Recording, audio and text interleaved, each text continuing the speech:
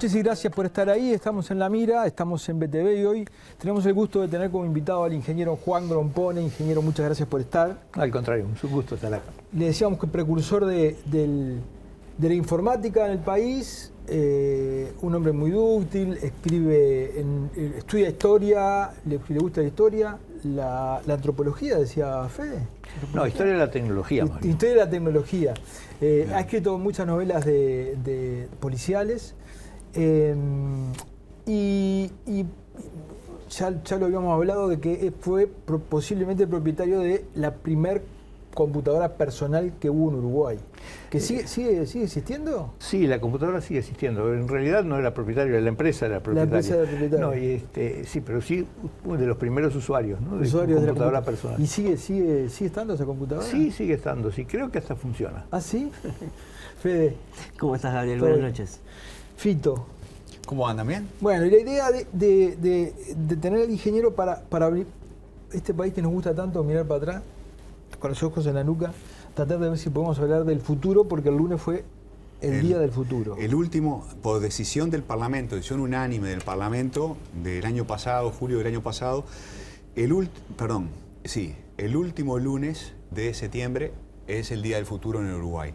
Esta es una movida que empezó en la diaria y, bueno, con el apoyo de ciertas organizaciones, con la idea de construir, a instalar la discusión sobre el futuro en Uruguay. Es una idea lindísima. De hecho, con Juan compartimos aquel quincenario que salía con Crónicas 2030 y el programa de radio en El Espectador, también, que se llama así, con la idea de instalar la reflexión sobre el futuro en Uruguay, contribuir a instalar la reflexión sobre el futuro. Entonces, el Parlamento no solo decidió que hubiera un día del futuro, creó una comisión del futuro, una comisión parlamentaria que todavía no se instaló, que se instalará en algún momento, ¿no? Desde luego, que tiene como cometido elaborar todos los años, algún informe sobre algún tema relevante, pero sobre todo, cada 5 años, en el último día del futuro del periodo legislativo, presentar un informe al Parlamento sobre algún tema que tiene que ver con el futuro del Uruguay. Bueno, es una iniciativa muy linda la del Parlamento. Y bueno, hay que hablar mucho más sobre el futuro porque estamos mucho más pendientes en Uruguay del último amague del Pepe Mujica o de la última noticia sobre la competencia electoral, ¿no? Que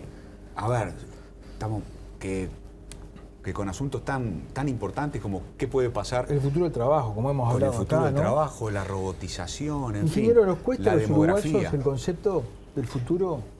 Yo creo que sí, que el Uruguay tiene por vocación mirar el pasado, ¿no? Mirar el pasado glorioso del siglo XX, ¿no? Sí. Y usted ha hecho una reflexión acerca del futuro, yendo de lo macro, le dictó la sentencia de muerte al capitalismo. No, ya se lo habían dictado en el siglo XIX los especialistas. Los especialistas de la época, los doctores de la época. Bueno, pero por ahora vive y lucha. Sí, no, por supuesto, vive y lucha y va a seguir luchando décadas más todavía, ¿no? Pero usted qué dice, que en la mitad de este siglo... En la segunda mitad de este siglo, entonces el capitalismo va a haber cumplido con su función, que es convertir a todo el planeta en capitalista y repartir bienes materiales por todos lados. Y entonces no tendrá más razón de ser. Se va a terminar el hambre. Sí, el hambre, todos tendremos heladeras, teléfonos, luz eléctrica, agua corriente, etcétera. Entonces, el capitalismo que vino para hacer eso no tiene más sentido, ¿no? ¿Y usted qué vislumbra atrás de eso? Y bueno, cuando una sociedad se agota, se crea una sociedad nueva y es muy difícil saber cuál es la sociedad nueva. ¿Es el socialismo esa sociedad nueva? No, se le llamó socialismo. Los del siglo XIX le llamaron socialismo, pero en el siglo XX quedó muy desprestigiada la palabra socialismo y entonces más vale no poner nada. Yo creo que es preferible llamarla la sociedad nueva y nada más, ¿no? La sociedad postcapitalista, Ahí digamos. está, la postcapitalista.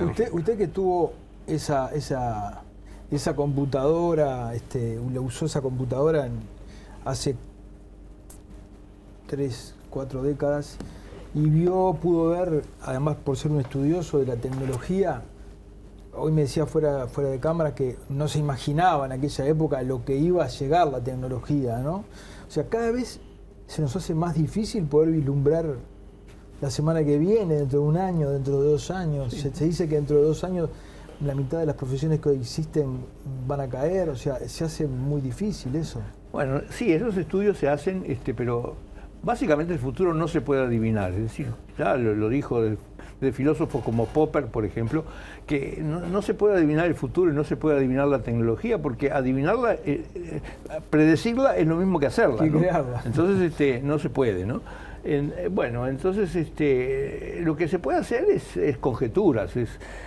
Ahora, hay cosas que son más concretas, como por ejemplo decir, tal porcentaje de los trabajos actuales van a desaparecer en 10 años o en 15 años. Eso es un estudio real. Es un estudio real que seguramente se va a cumplir aproximadamente así, ¿no? De modo que eso es cierto. Es decir, que la mitad de los trabajos que conocemos desaparecen tal vez en una década o un poco más, sí. Sabés que los estudios de futuro que tienen un desarrollo extraordinario en algunas partes del mundo, en particular en Finlandia, por ejemplo, los principios del estudio de futuro son: el futuro no es previsible, hay futuros preferibles, ¿no? Y lo tercero es: podemos intentar de alguna manera trabajar desde hoy para que el futuro preferible se concrete. Se parezca. Pero en todo caso el futuro, desde luego, no es previsible. Lo cual no quiere decir que no haya que hacer el esfuerzo de imaginarlo, de pensarlo.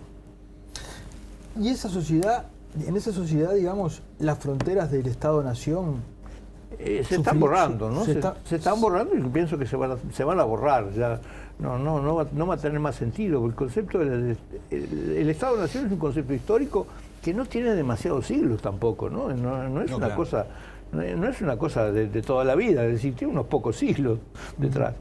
Entonces, y ya lo vemos todos los días, es decir, las organizaciones internacionales crecen, la globalización se extiende, ¿no? La globalización que ya lleva 5 siglos, porque la globalización empezó con Colón y Vasco da Gama, ¿no? Ahí empezó claramente a globalizarse el planeta, ¿no?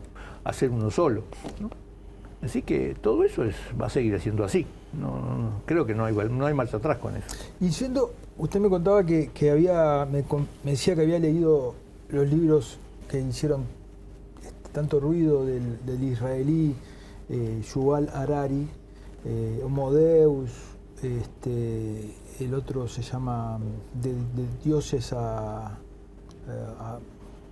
no me acuerdo, no me acuerdo el título del segundo, pero él plantea que la neurociencia ha llegado ya a la conclusión de que el libre albedrío es una creación de los hombres y que no existe como tal. ¿Usted piensa que se puede sostener una sociedad que desconozca el libre albedrío como una realidad? Yo que todas las frases que empiezan la ciencia ha demostrado que me molestan. En general la ciencia no demuestra, la ciencia hace esfuerzos para tratar de hacer algo, pero nunca hay demostraciones. La matemática demuestra, pero la demás ciencia no. Y el libre albedrío es una concepción bastante delicada, ¿no? Es decir, que nosotros estamos condicionados por las sociedades, no cabe duda que estamos condicionados por la sociedad, estamos condicionados por los recursos materiales, estamos condicionados por una cantidad de cosas. De modo que el libre albedrío, ¿qué vendría a ser? Lo poquito que podemos disponer de nosotros mismos, ¿no? Y yo qué sé, no es un tema que a mí me preocupe ni creo que vale la pena especular, ¿no? No le preocupa. No, para nada. ¿Sí? En general, el comunismo o el marxismo, o por lo menos quizás los exponentes más sonados de esas corrientes, hablan de manera peyorativa del capitalismo y lo ven como algo a evitar, a terminar cuanto antes. Incluso distintos movimientos lo que han intentado es acelerar el fin del capitalismo, estableciendo regímenes socialistas. Pero sin embargo usted no lo pone en esa posición. Usted dice el capitalismo va a terminar cuando cumpla con el objetivo que tiene y no habría que apresurarlo, por lo tanto, ese final como otros marcan. Yo creo que la gente que dice eso, que habla mal del capitalismo y que cree que el capitalismo se lo puede matar a palos, no leyó a los socialistas del siglo XIX. Es decir, esa no era la idea de Marx ni de Engels, por supuesto, ¿no? Es decir, la idea de ellos era cada modo de producción se desarrolla hasta que se convierte en un obstáculo para el desarrollo humano, ¿no? Es decir, que de ninguna manera se habló de eso. Y en el manifiesto comunista se dice: nunca hubo una sociedad tan revolucionaria como la burguesía, ¿no? El capitalismo es una sociedad totalmente revolucionaria, ha cambiado todo en el planeta, ¿no? Es decir, esa visión así de monstruo del capitalismo no era la que tenían los socialistas del siglo XIX. Sabían que tenían una cantidad de problemas serios y que había que combatirlos, ¿no? Pero no tenían la idea de que era una especie de peste universal, ¿no? Era una etapa de la historia, no una peste universal. Y yo creo que es eso. ¿Y del marxismo qué quedó? Bueno, yo estoy escribiendo un libro que se llama Marx en el siglo XXI. Qué interesante, mirá. Que es precisamente repasar las tesis de los marxistas, de Marx y de Engels y de los continuadores, y ver qué quedó de todo eso. Ajá. ¿Qué quedó de todo eso? ¿Qué no puedes adelantar? Bueno, que digamos, hay una mitad de las tesis que se mantienen y otra mitad que no. A ver. Por ejemplo, creo que la tesis que menos se mantiene es la de la dictadura del proletariado, ¿no? La dictadura del proletariado es una cosa que no es sostenible, no es defendible de ningún punto de vista. Pero sí, el fin del capitalismo es una idea que persiste, que se puede sostener. ¿Qué dice Gabriel? El marxismo, usted es marxista, Sí, pero no leninista, atención. pero no leninista. Ahora, ¿se puede ser marxista y tener, digamos, esa visión que usted tiene del capitalismo, que es de aceptación, digamos? Pero uno tiene que aceptar la ley de la gravedad. La ley de la gravedad es un fenómeno histórico, los cuerpos se caen, ¿no? Y bueno, estamos que vivimos en una sociedad capitalista, es una realidad. Claro, Es decir, pero la ley de gravedad no es una creación humana. la ley de la gravedad no es una creación humana, pero las sociedades sí son una creación Claro. humana. Las sociedades entonces lo que se pueden hacer es transformarlas. Es decir, uno puede, lo que está en manos nuestras es decir, bueno, estos problemas, el capitalismo tiene tales y tales problemas, que hay problemas que los tiene. Por ejemplo, la contaminación, para decir uno de ellos. Es un problema serio el capitalismo. Y entonces uno lo que puede decir es: tratemos de minimizar la contaminación, tratemos de minimizar, por ejemplo, la desigualdad de remuneración entre los hombres y las mujeres. Yo qué sé, hay cosas que existen y que se pueden disminuir y se pueden minimizar. Lo que no se puede es pensar que se puede agarrar a palazos el capitalismo y romperlo, porque va a seguir. Pero no entiendo una cosa, Juan. La explotación, en el sentido marxista de la expresión, ¿va a seguir existiendo o no para vos? Claro que sí. Mientras haya capitalismo, sí. Perdón, pero en la sociedad poscapitalista no, entonces. No sé, Ok. tengo mis dudas. Tengo mis dudas de qué va a pasar. Ok. Pero la explotación sí es una realidad, existe, ¿no? Y es más, los trabajadores asalariados quieren continuar siendo trabajadores asalariados y cuando no lo son reclaman todos los privilegios de los trabajadores asalariados. Es una cosa, un fenómeno bien conocido. Y mirando para adelante, ¿no?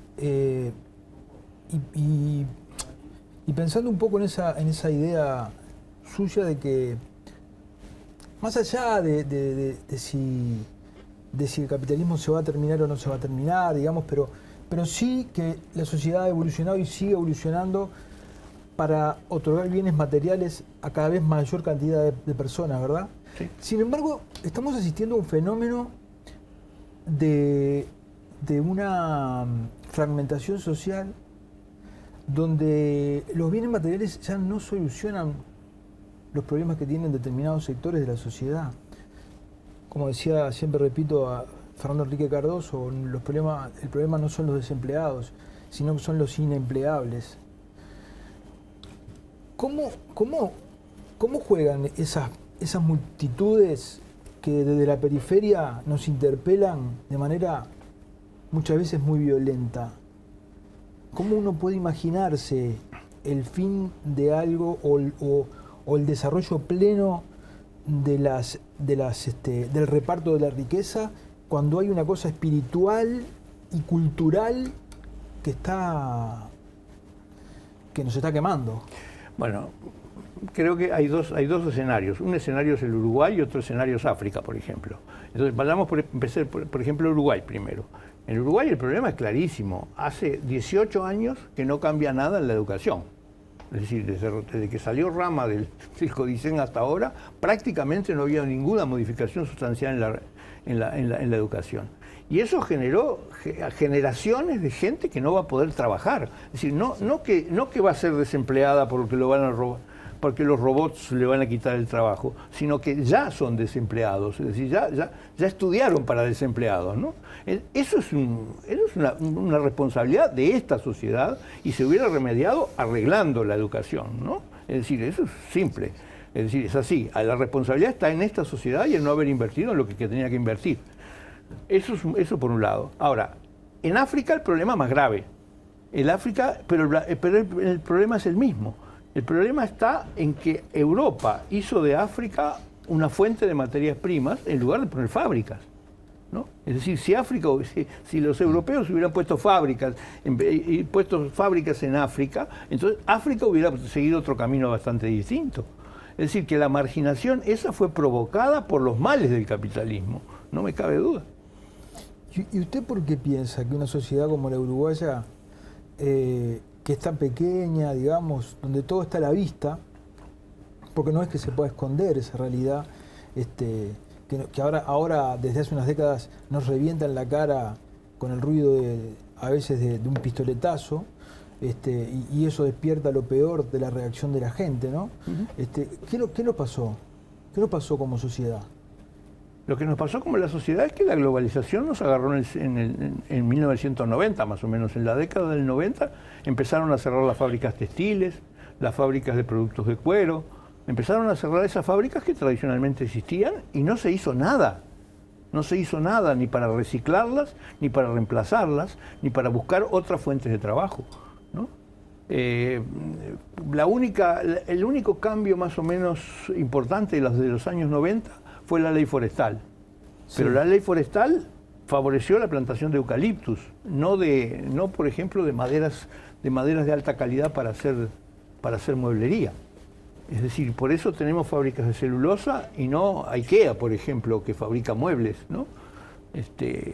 Porque tenemos eucaliptos que no sirven para nada, excepto para hacer pasta de celulosa. Pero si hubiéramos plantado hayas, robles, nogales, todo ese tipo de árboles de maderables buenos, tendríamos una fábrica de muebles en el Uruguay, una fábrica escandinava de muebles, ¿no?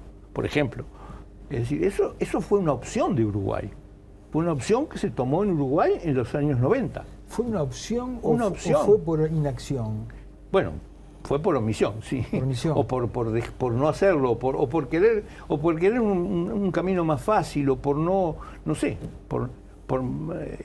en general a veces fue por acción, ¿eh? ¿Pero usted responsabiliza a quién? ¿A los hombres públicos, a los gobernantes? Y en general el país no tuvo visión de futuro, ¿no? Es decir, su visión de futuro fue muy limitada. ¿No tuvo o no tiene? No tuvo ni tiene visión del futuro. Por ejemplo, ahora yo estaría preocupado por la carne sintética, ¿no? Me preocupa. La carne sintética es una realidad que, yo qué sé, todos los años tenemos alguna noticia nueva. ¿Cuánto va a durar la carne? ¿Cuánto va a durar la producción de carne en el Uruguay? Así como antes desapareció la lana, desapareció el cuero, desapareció el tasajo, desapareció el extracto de carne, desapareció la carne en lata, el corned beef. ¿Usted dice que va a desaparecer el asado? Yo digo que no es imposible que desaparezca. No es imposible. No es imposible. Y que eso entonces condene una cantidad enorme de gente del desempleo. Nos vamos a una tanda y seguimos con el ingeniero Juan Gamboni.